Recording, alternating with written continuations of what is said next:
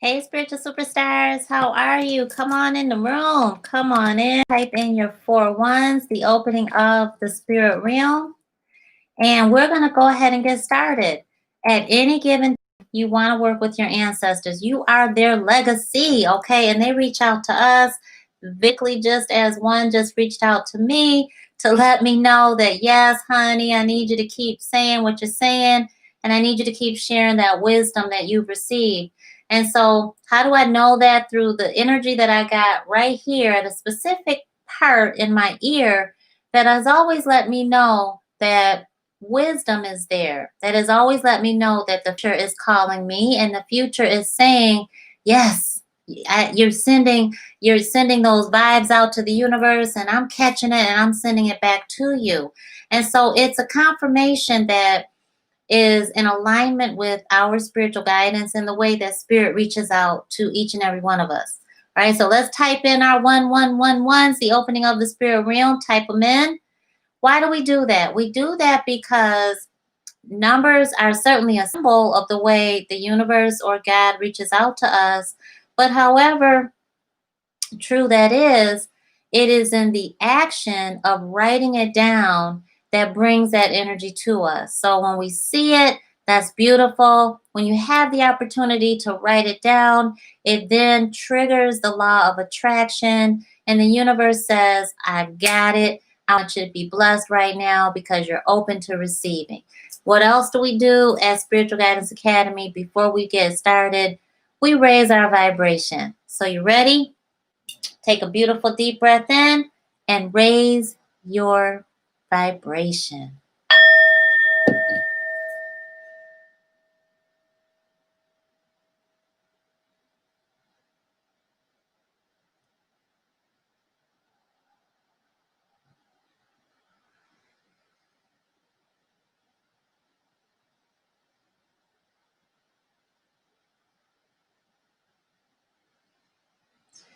Okay, so when you are reaching out to your ancestors and working with them, and they are reaching out to you, it is ultimate respect, and um, it is a time for you to be humbled in who you are as a human being.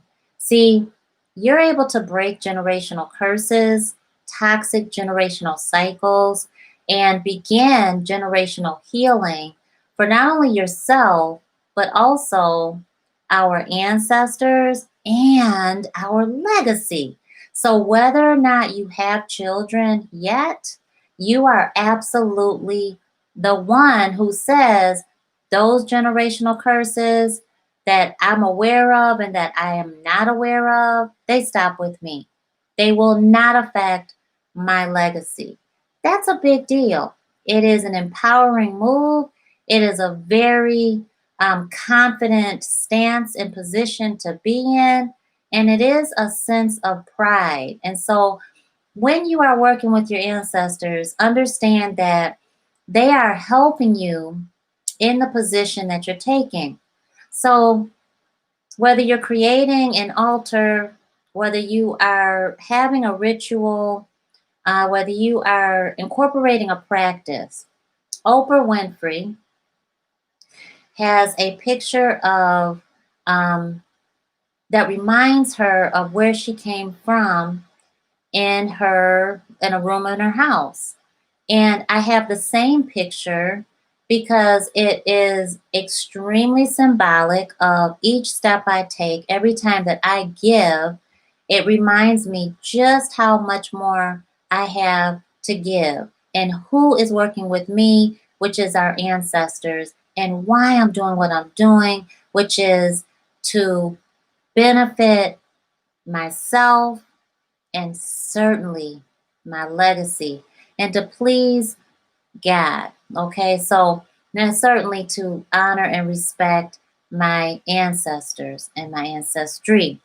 So she goes by this wall of slave names and actually touches it, or she has a picture up, I think it's a picture, and she reads off this ledger, and it was literally a ledger that slave owners made of of their livestock. So right next to the cows and the animals were the slaves' names and the amount that they were purchased for, they were sold for. And so that is a type of veneration. It is respect. And so that's the type of energy that you want to create your ancestral altar, and the type of energy you want to bring into your practice or your work with your ancestors. What are the ways that your ancestors reach out to you? I just got off of a private coaching session, and one of the things that I mentioned was that they will reach out to us when we're sleeping. You will hear your name being called. And my client literally was like, that just happened today. And so I thought it was very important for me to come over and share with you that your ancestors are going to want to get your attention. Why? Because you are their legacy and you have a purpose. And sometimes the stressors and the obligations and just the low energy of that third dimension that some people call life gets us down. And before we know it, the end of the day has come, and we still have the same dreams and visions that we had hoped to just start or take action in. And so when our ancestors reach out, they will reach out the way that gets your attention. For example, my client heard her full government name being called out, not the name that she goes by, the name that is a government issued name. Why is that? Because our ancestors knew that if she heard her name being called in a very comfortable way that pleases her, it would not have had the same jolt of an awakening that they needed her to receive it. So by the time she came in for our session and I mentioned to her the part B to why and the reason why they jolted her out of her sleep, not knowing by her telling me, but knowing that that happened to her by our ancestors telling me to tell her so that she would then know her ancestors are the ones that woke her up. So they wanted her attention. So they will want your attention by doing that. They will also cause the anomaly in any situation that's occurring, and they will get your attention by you looking at something go by, a bird or what have you. They absolutely like us to be out in nature, and they comfort us that way. A very good way that they reach out to us is through the wind. You will hear the rustling of the leaves. You will want to just run your fingers along a bush or pick up a leaf and just touch it. You may hear the birds chirping. You may see the squirrels, scamper along, or you may hear the babbling brook or the rushing of the waterfall. But you certainly will be in contact with nature. And our ancestors have touched this earth, and they are there. Their footprint remains, and they reach out to us because they have gone back into Geb, and they're reaching out to us through the nature and the natural elements therein. So what you'll hear is the message that you've been waiting for. You will hear a message that you had no idea was coming, yet you've been praying for it. You will hear the answer to your prayers. You will hear your next step. You will hear, go call this person because. You will hear, no, you should do it this way. You will hear all kinds of things come your way. And so it's because you're out in nature and you're not closed in on, with four walls pressing in on you, and you're able to feel free. You're allowing this beautiful non-toxic energy to come into you and purify you.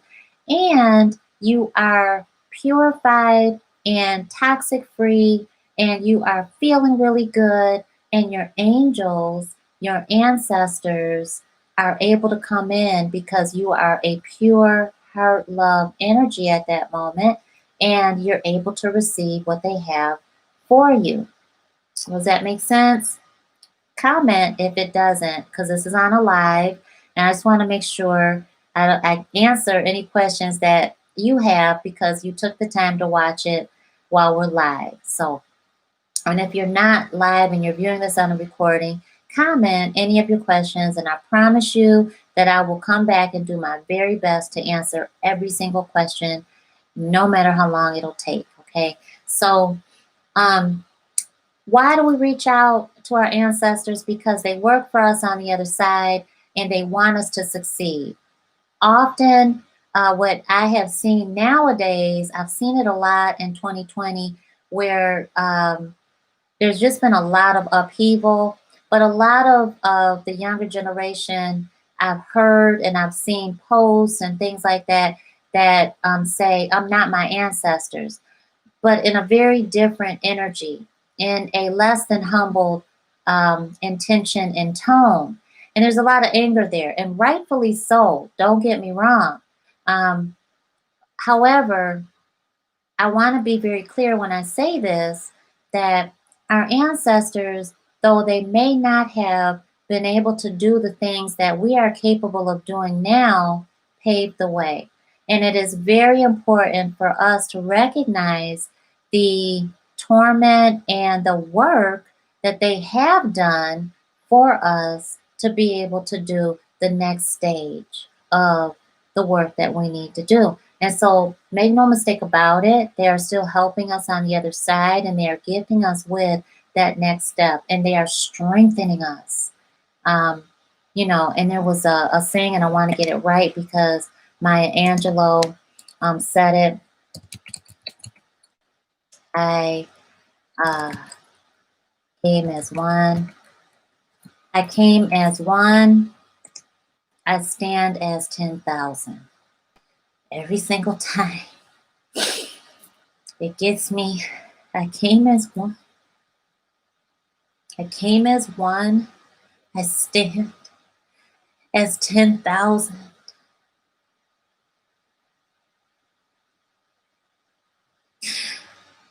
Our ancestors reach out to us. They surround us. They carry us. We are responsible for the gifts that we have been bestowed, that's been bestowed upon us from our Creator. And I believe that when we show veneration, we uplift them because they uplift us. When our ancestors reach out to me, I feel all of them. I feel so loved. I feel blessed that I'm able to even share how I reach out to them and how I'm blessed by them so that others can feel this type of love, because sometimes your own blood family doesn't love you like they do, and they're your ancestors. So when I tell you that they love you so hard, sometimes you go through so much abuse in this world. You go through so much stabbing in your eye, in your chest, throwing you under the bus, stabbing you in the back. And when I tell you that reaching out to our ancestors and just coming back in to their arms, just their loving arms, is everything. Our ancestors reach out to us in numbers. So I come as one. I stand as 10,000. Whenever you go through something in life that wants to beat you down, you call on your ancestors because they are going to be there. They want nothing more than for you to be happy and succeed. They are championing you. They are clapping for you. They are cheering you on. Feel their presence. When you have to step forward and break away from anything that's toxic or that's pulling you back to being in this low vibrational energy, please believe and please feel their energy surrounding you. because they will be pushing you forward. They walk with you.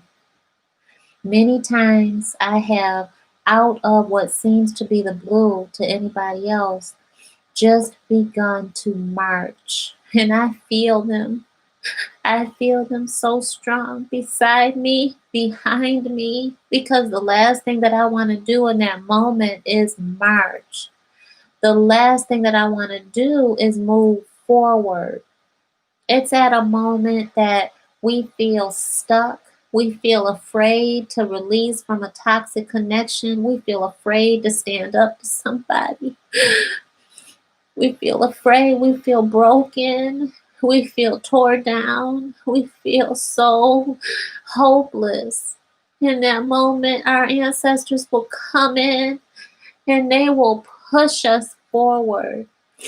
And it's not us, because at that moment we will be so done that we're ready to give up. We're ready to just throw in the towel. Our ancestors will say no. In the moment that you feel yourself needing to just walk, they are walking beside you, because what are you doing? You're moving up with each step up, and you're moving forward as you gain motion and you move out of the stuck and stagnant cycle that was getting ready to take you back to the past. You have already broken that cyclical, toxic behavior and mindset in that very moment. That's your ancestors. That's how they reach out to us. So I believe that what we put on our ancestral altar, and what it is just a way to show respect, veneration, homage, love to our ancestors. It can be your ascended loved one. It can be ancestors you've never met. If you are a foster child, it's okay for you to still have an ancestral altar, because you still have ancestors. Often they will come to you in your dreams. When I need clarity, I will ask for my ancestors to come to me in my dream, and I ask them also to show me psychic premonitions so that I'll know what to expect and how it might look when I'm getting ready to either be blessed or having to make a major decision in my life. I want you to be careful about what you put on your ancestral altar. Use practicality, but also always trust your intuition. If someone's telling you to put tobacco on your ancestral altar, question why you would put something that has already been known now to cause a disease that there's no cure for on your ancestral altar. The meaning in the low level energy will be, well, our ancestors grew up in the tobacco field, or, well, whenever we saw grandpa, he always had a cigar, or the tobacco leaf is indigenous to where our family is from. But now we know more. And as their legacy, we have to be responsible in that knowledge, and we have to carry it forward. They did not know that cigarettes, tobacco, as a result, would be cancer. They did not know that. And some of them had no choice but to live that life and work in the tobacco fields. So would we put that on their ancestral altar and showing respect and love? No. What we will do, hey Queen Mother, what we will do is not put it on there, because we're showing such love and because we are now empowered enough to say, because I respect and love you so much as my ancestors, I'm going to put nature. I'm going to put some grass. I'm going to put a flower. I'm going to put something that is non-toxic. All of it needs to be non-toxic. I know in our ancient Egyptian culture, um, in a lot of different cultures, it was a practice to bring their money and their possessions into the tomb or the burial site. Um, but when you learn history, what I learned in my undergrad was it was more so uh, for to stop the not only to take it on with them on the other side, but in a way to stop the thievery, which didn't work. I mean, people were robbing tombs all the time.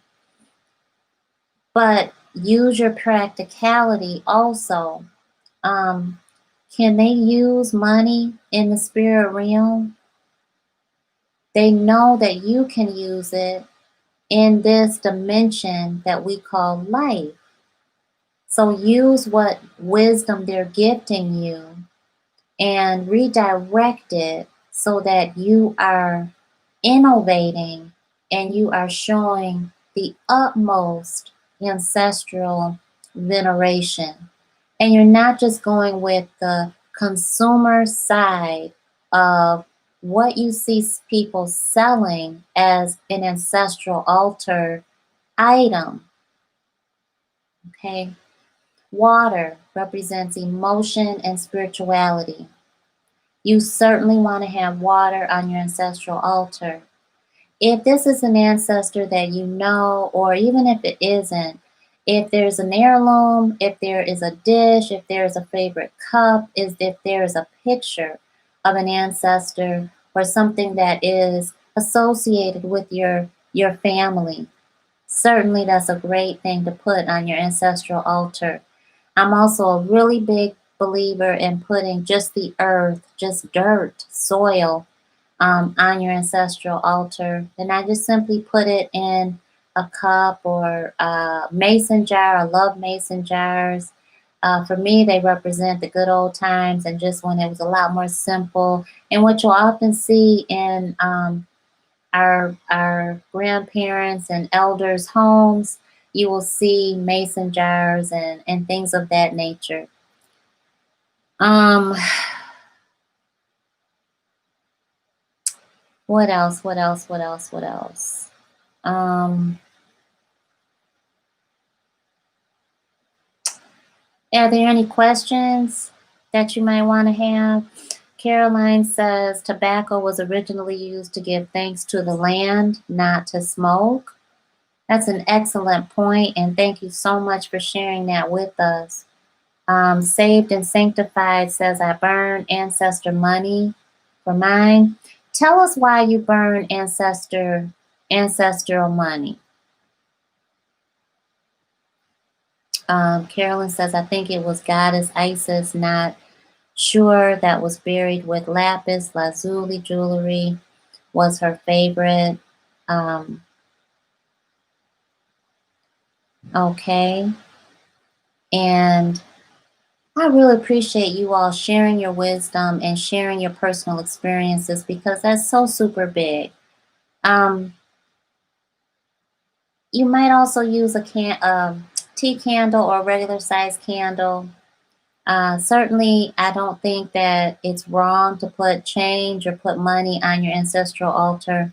I would just know what your intentions are. You know, it's your intention that you really are carrying and that you really want to carry forward to break the cycles and any curses and negative energy, and you want to heal your energy and your legacy that comes before and our ancestors' energy all at the same time.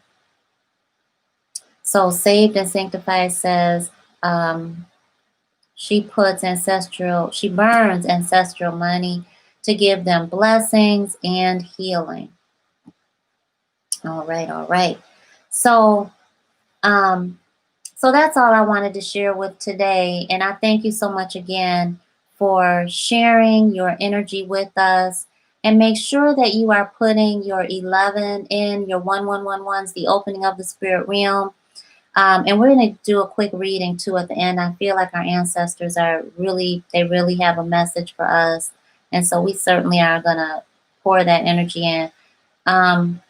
But make sure you're putting in your 4 ones, because that is the opening of the spirit realm and you are creating that opportunity. And one more person hit that thumbs up button so we can see 1111 on the screen. One more person hit that thumbs up button. And let's see it change to 1111. That's a beautiful blessing. Thank you so much. Thank you so much. Okay, where are we at here? Chakras, thank you so much. Thank you so much. Thank you so much. Our ancestors are on it. They, certainly want us to succeed. They want us to create the life that we dream for. And remember, everywhere you walk, our ancestors have come before us and they have stood on that land, right? Everywhere you go, in any airport, when you step out of that airport, any bus depot, train, wherever you at, off the highway, on the highway, they have been where you are standing. So I come as one, but I stand as 10,000.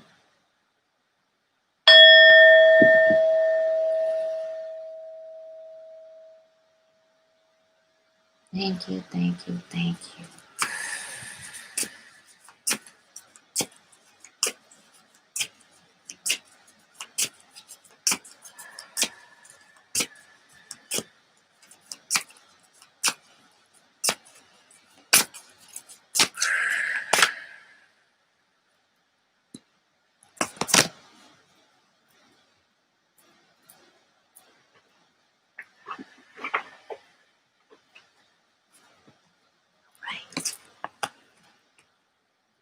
We got 2.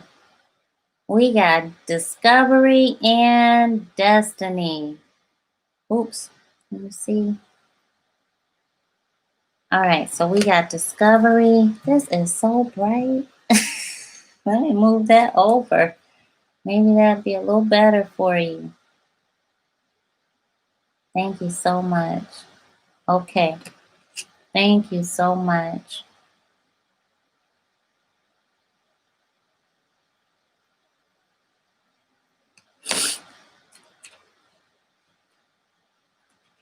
Thank you so much. So we've got discovery, and discovery is a part of our root chakra. And that's our foundation, that's our home. That's where we are building. It is our muladhara.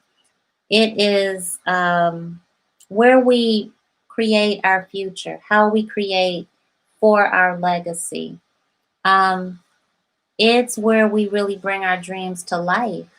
It's where we start building for a brighter day. It's how we move forward. Is our root chakra.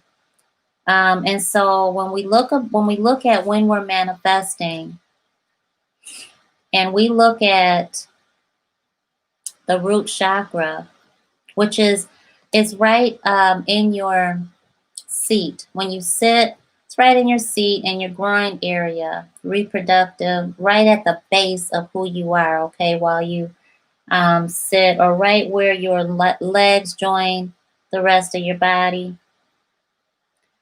But it's the undertaking that we must go through to get to the next stage of life, okay? So your question here is, how do I let go of the old ideas that no longer work in my life? How do I release from that? And discovery is, in the past, you may not have been fully prepared to face facts. Being willing to take the journey regardless of the outcome will prove rewarding. Get ready to carry a commitment through to completion. They certainly are talking to me. Who else are they talking to? Because part of me wants to give up, but then most of me knows you got to do this, Nikki. It's not just for you anymore. I am more than I think I am. The legend here is life is easy for young Pink. He takes his gifts for granted until one day he loses Petunia, the love of his life, forcing him on an inner journey.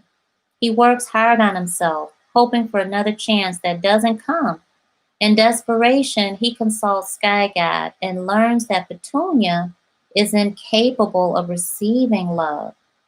Pink recognizes that Petunia's role in his life has been to expand his capacity to love. Your inspiration here is, are you trying to recapture a past that no longer fits? If you are presently upset or struggling with a difficult situation, you may be seeking to keep something that is far less than what you deserve. Personal inquiry. Am I happy in this situation? How is it benefiting me? The healing of predetermined agreements must be addressed. Awareness is healing. Key ideas: leaving the past behind. A readiness for a new adventure. A willingness to venture into uncharted territory.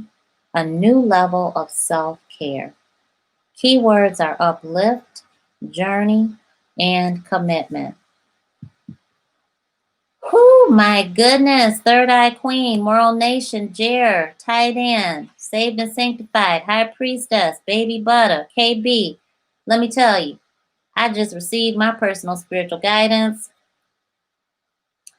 This is on the eve. We're doing this, Spiritual Superstars, on the eve of the lunar eclipse, total lunar eclipse, and cut it off and be done with it. Gemini energy. And I don't know about you, but I have been feeling like, can I just do it this way? Can I just kind of let it go and see what happens? Do I have to speak my piece? Do I have to say it? Yes, you do. Because part of me is really afraid, really afraid. But more of me is like, we can't keep going on like this. And I'm not going to sacrifice my happiness. So that was seriously from our ancestors, because that's who I asked to show me the way that I can receive it earlier today when I rolled out of bed, leaned over with a, 2 more days. 2 more days, Nikki. And you got to say what you got to say. If I do it before, it will not stick. So your human is going to want to do it before the time is right. Divine timing says the total lunar eclipse, full moon, partial lunar eclipse. Okay, so remember that, spiritual superstars. When you want to release and you want to speak your truth and when you want to say what's on your soul, do it on thereafter the full moon or the total lunar eclipse or partial, and hit it within 3 days from that culmination of it. And for a total lunar eclipse, you can give yourself about 7 days, but know that you need to hit it very closely to that energy and do not renege on what you need to do to put yourself first. And your human is going to kick, scream, pout. Oh my gosh, what's going to happen? They're going to hate me. And it's the same thing but it's the same people that you are saying, I can't do this. I don't care if you hate me. So there's that struggle. Okay, so wow. Wow, wow, wow. Who else is feeling that way? This is destiny. This is our higher self, our crown chakra. This is our sense of spirituality. This is our connection with the divine. This is our connection with our ancestors. This is expansiveness. What you focus on expands. This is, universal consciousness. This is what exists outside of our human body. This is the unlimited realm of possibilities and an untapped potential. This is why we're cutting them off, because we are asking the universe to come on in and show us our destiny. This is telling us that we are the master of our fate. We are the captain of our soul. This is also telling us that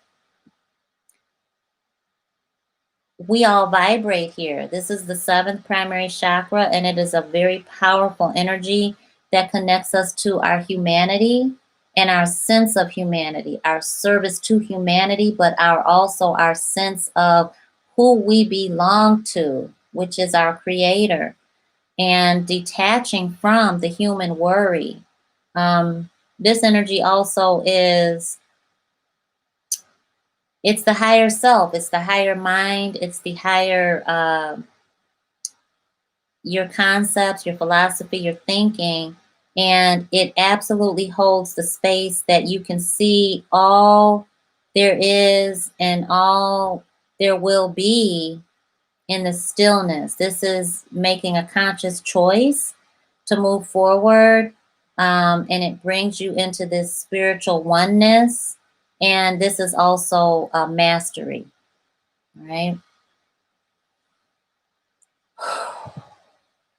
Black is the shade that demands to be taken seriously, as it absorbs all the colors. Black emits the warm, powerful energy of the protector. Unlike black, white is isolated. Together they balance and create. You will be guided by your angels to what is best for you and all concerned. Thank you, heavenly angels. Thank you so much, heavenly ancestors. Y'all making my back hurt. That hit me so hard. Dang. Don't our ancestors hit it? I mean, they be all up in it. And when you ask for their help, they gonna sure enough give it to you. Woo! Together we are stronger than alone. Wow.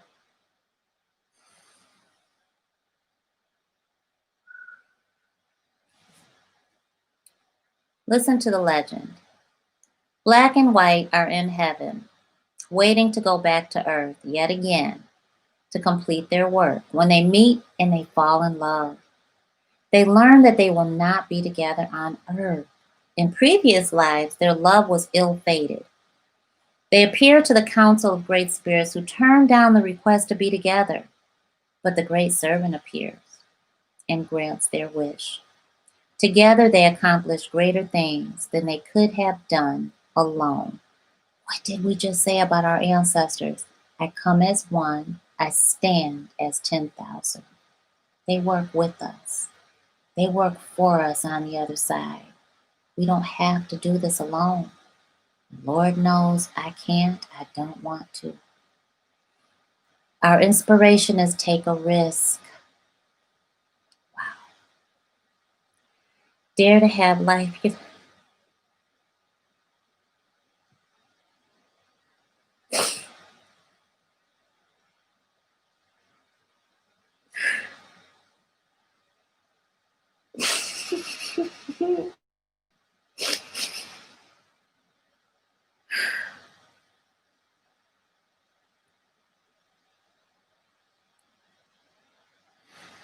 Dare to have your life the way you decide.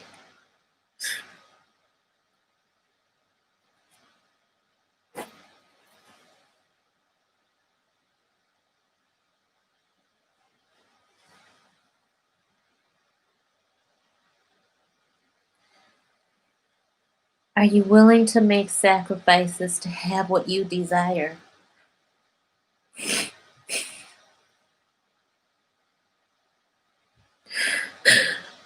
Your personal inquiry is, what tools do I need to form for my own destiny? Am I ready for my destiny? True love,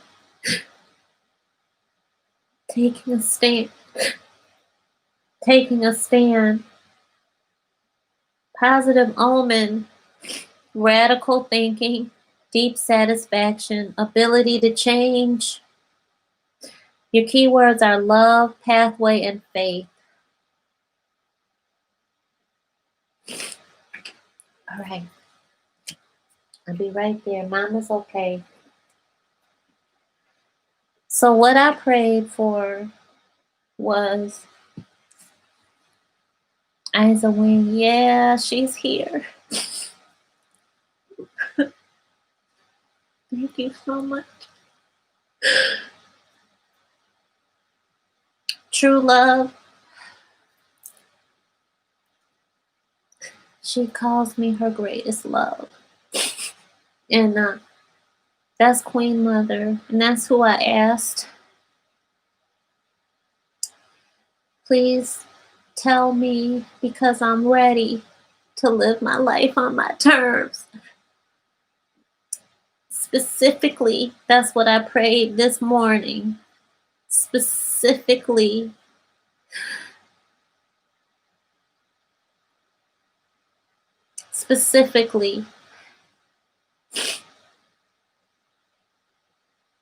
that this is my destiny, to show me what my destiny is and what I need to do to be ready to receive the fruition of my manifested destiny. And part of the work that we have to go through is really painful, very painful. Thank you so much.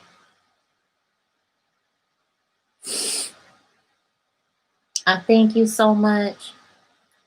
What makes me so blessed to know my Queen Mother is blessing all of you is because many of you are aware of her presence in your life, and it's such a, I don't know how to explain the honor quite yet because it's very fresh, but it is similar to how I felt while she was here. And there were people saying, yeah, just talk to your mom. And I'm just like, what? Like, why? You know, then I grew to know that she had a far greater purpose on this earth than just to be my mother. And so the same energy is happening where she is obviously traveling, and our ancestors do that. But our ancestors also will reach out very specifically in the way that you can receive it through our spiritual guidance and share with you exactly what you need to hear. Exactly. One of the numbers that I'm seeing constantly is 919. That's on the screen right now. So I am going to leave it right there. And another sign that I just saw was on the back of this card, this book that I never saw until just now. Wow. Never saw that until just now. So thank you so much. You all have a beautifully blessed everything. One thing that I promise you will help you in your spiritual journey is getting the book, The 7 Steps to Master Any Spiritual Awakening. You can get it on Amazon, but I want you to head over to Amazon and get the book and leave feedback. Let us know what surfaces from the work that we ask you to do in that book. We, meaning myself and our ancestors. And if I can do anything for you, honey, I'm here. We go through this journey side by side as we have been for the past 5 years since I've been on YouTube, and we will be here for as long as Spirit says. We got stuff to do. So I feel very blessed by you. You are my family, and just know that the tears you see me shed are making me stronger. And I pray that you know that when you see and feel your tears dropping, that you know that you are blessed by it. And that void that you feel for that second of detachment, of space, right? Spirit is already sending you what you need to feel filled up and loved on. And so go through the vulnerable stage, go through the scary stage, go through the brokenness, because, honey, your brokenness will be your blessing. I guarantee you that. I love y'all. Mwah. I'll see you very soon.